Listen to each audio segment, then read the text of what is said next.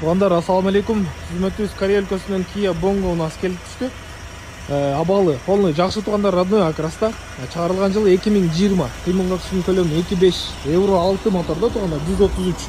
Балондору кышкы жаңы балондор коюлган, юридически таза. Мотор коробкасы жакшы бүт бар жок, жакшы полный комплектацияда. Көрүңүздөр, ушундай эки сандыктары менен балондордун көстөгө тегин жаңы коюлган. Летний балондор да туугандар кошулуп берилет. Bakыңыздар.